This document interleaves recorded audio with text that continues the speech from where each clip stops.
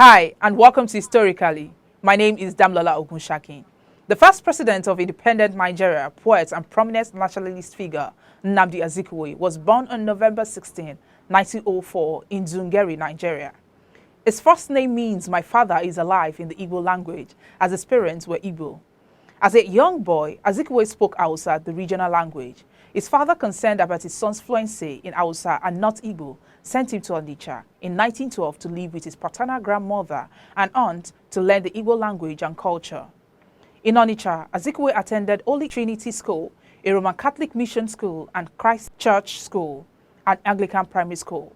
In 1920, his father was posted back to southern Nigeria in the southeastern city of Calabar.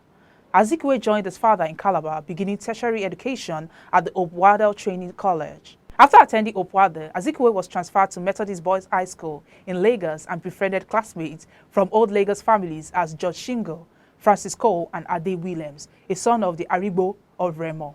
These connections were later beneficial to his political career in Lagos. Azikiwe heard a lecture by James Aggrey, an educator who believed that Africans should receive a college education abroad and return to effect change. After the lecture, Aggrey gave the young Azikiwe a list of schools accepting black students in America.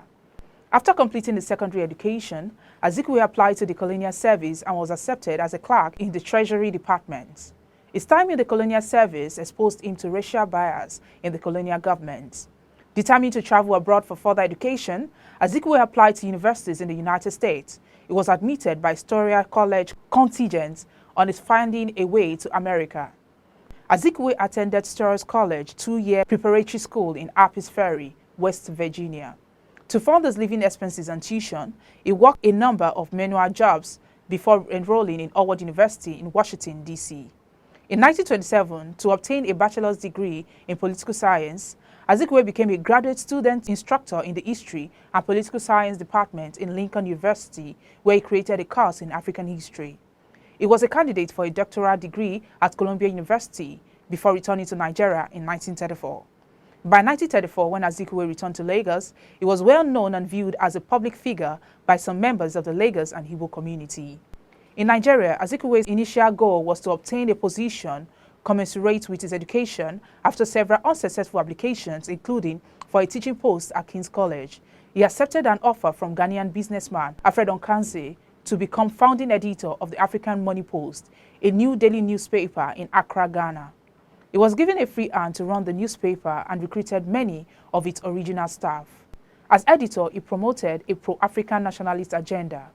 Azikiwe returned to Lagos in 1937 and founded the West African Pilot, a newspaper which he used to promote nationalism in Nigeria.